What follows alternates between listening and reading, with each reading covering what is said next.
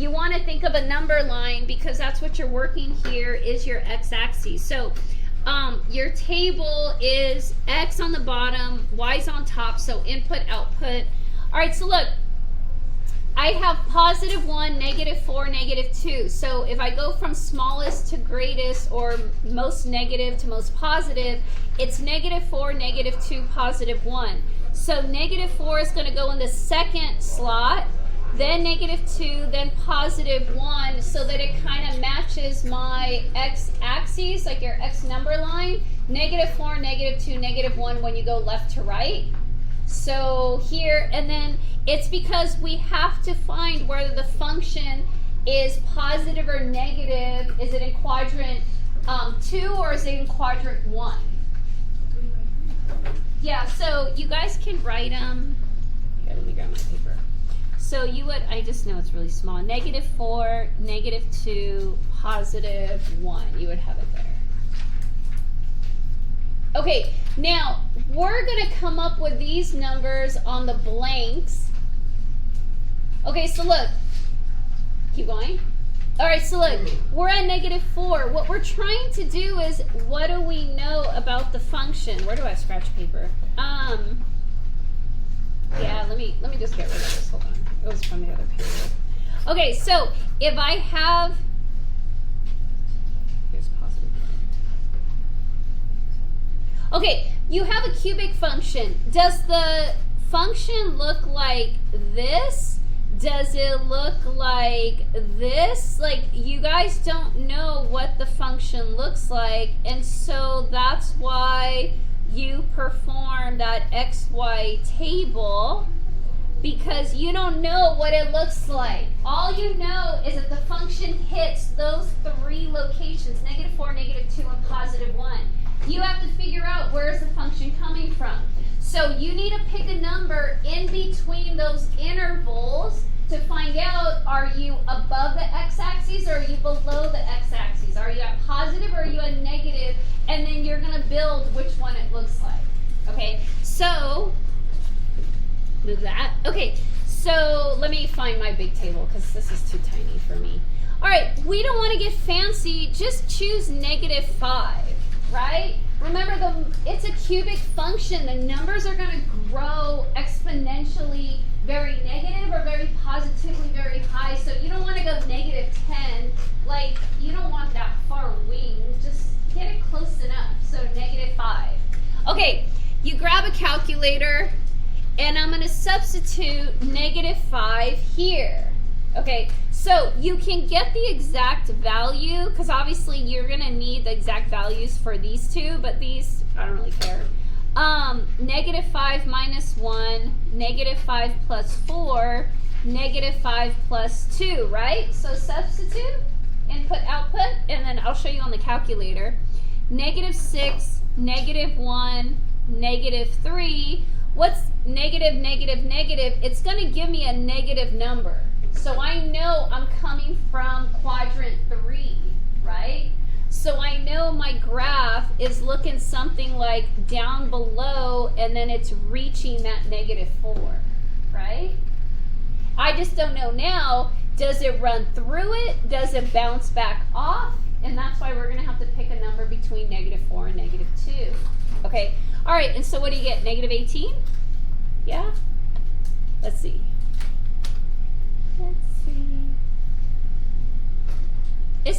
It isn't hard, it's just time consuming. +4. +2. Yeah, and so there's my -18, right? Okay, so this gives me -18. What do I really care about? I care that it's at least coming from the negative direction. So that means it's coming from quadrant 3, and if I come over here, -18, that just went way far out. So yeah, that's like way down here. Do I really want to go way down here? All right, let's do -4.5. Let's see what that does.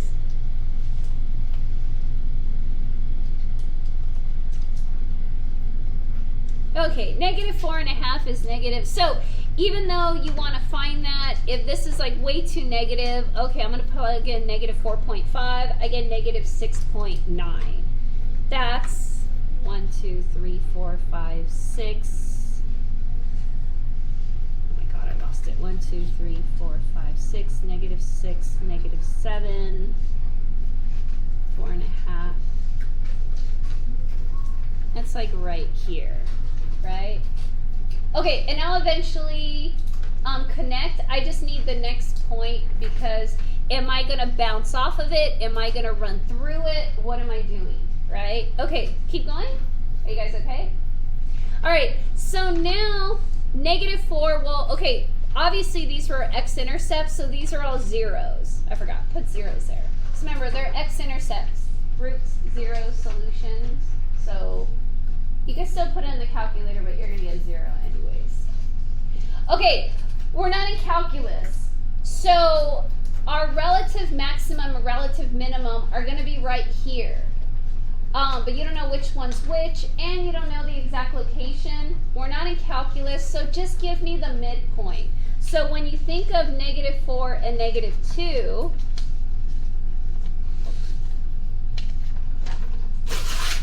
okay. So when you guys think of the number line, negative 4, negative 2, what's the half number, the midpoint? What would that number be? Negative 3, right? Choose that number, and we're going to make that our relative maximum. Well, now we know. We looked at the graph beforehand. We're going to make that our relative max or min, right? Pretend we don't know. And if you guys remember from the graph, it was actually negative 11 and 300ths, like non-terminating. So obviously our sig figs are off, but it's because we're not deriving it from derivatives. Okay. All right, so negative 3, find the y value. So you could substitute it or you could throw it in the calculator, but input, output. So I get negative 4, 1, negative 1, and this is a positive 4.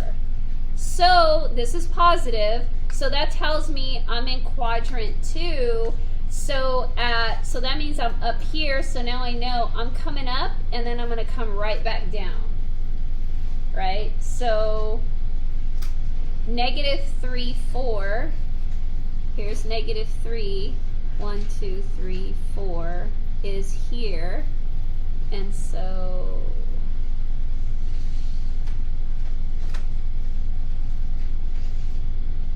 and then I already know I have to circle back to this negative 2, and so we're going to call this negative 3, 4. We're going to call this our relative maximum.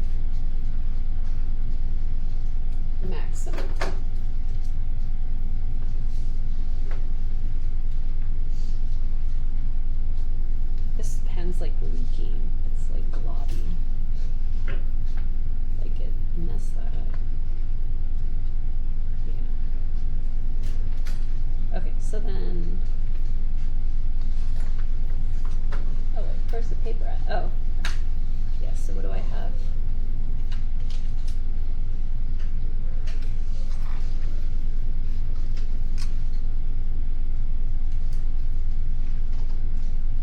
So this is negative, positive. Okay, so now, right, let's have that. Okay, so now we want to find a halfway number between, so now we're at negative 2 to positive 1. So where's my midpoint? And decimals are okay. Where's my midpoint?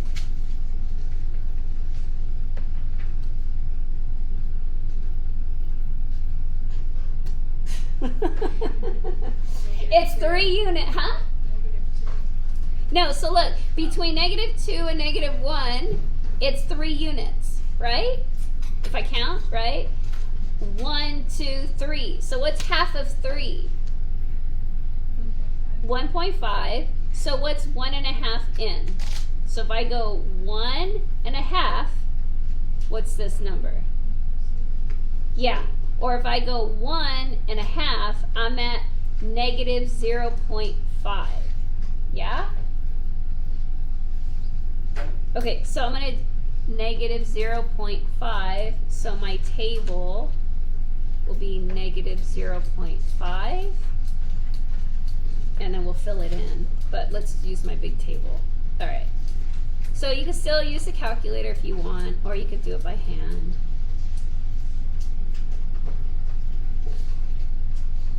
I know this video is like long. All right.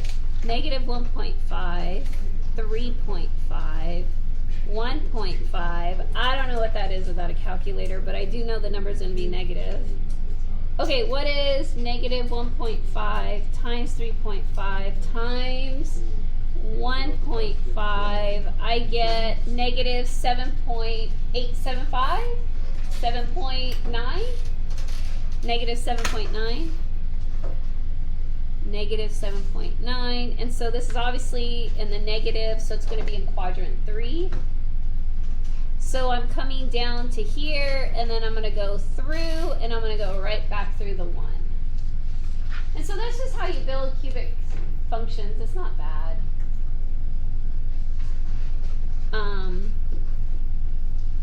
Okay, so if I come to my graph, negative 7.9.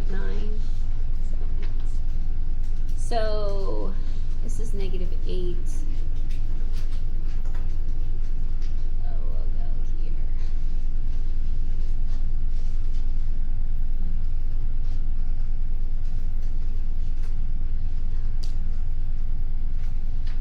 Alright, so then this, okay, what I have, remember, it's not going to match Desmos because I didn't use calculus.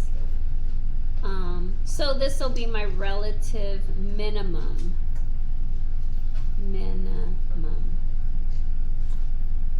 Alright. And now we just need a number after 1. Oh wait, let me do this. Negative 7. Oh. Yeah, so that. Right. Okay, so what do I choose? You want to choose 2, but you can see how the function takes off, or do you guys want to choose 1.5? 1.5? Okay. How'd you get up? So 1.5. I'm recording. Okay, 1.5 minus 1, 1.5 plus 4, 1.5 plus 2, 0.5, 5.5, 3.5, and I get, where's my calculator? Saturday I was at Yo. Shh. Hey, I'm recording. Yeah, recording. Okay, 0.5, 5.5, 3.5, and I get 9.625, so 9.6, and that's positive, so it's going here. Oh, 1.5. Ah, it's 1.5. Thank you, Sophia. Positive 1.5. Yeah, I put in 1.5, but I wrote 0.5. Sorry. And we got 9.6. So here's this table. Or I did all the work here, but I know this is messy. This is my kind of general just graph, right? But obviously we're going to come to here, 1.5, and I go 1, 2, 3, 4, 5, 6, 7, 8, 9, 10, 9, 9.6. Okay, and here's my perfectly graphed cubic function and work.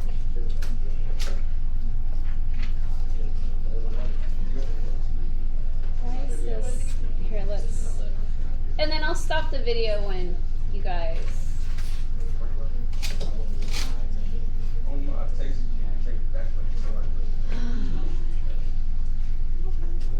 It's not bad. It's like, for whatever you guys mess up, okay, chances are all of you guys have the zero product property down. So you go opposite, opposite, opposite.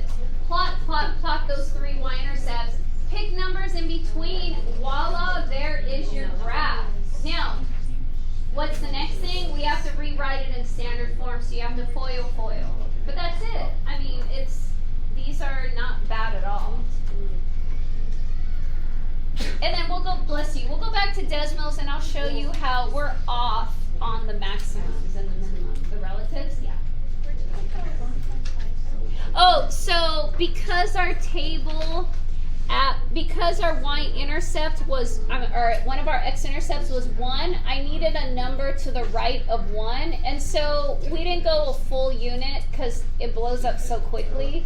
So we just went 1.5. Just like here, if that -4, we went -4.5 because -5 gave us like a really high number or a negative number. Okay. Yeah? No, go. How come there's like 3 different parts? Isn't the first one like have So this is the one that I wrote big just so you guys could see my work. But -5 came out to -18, which was so, I would have to go so low on the graph.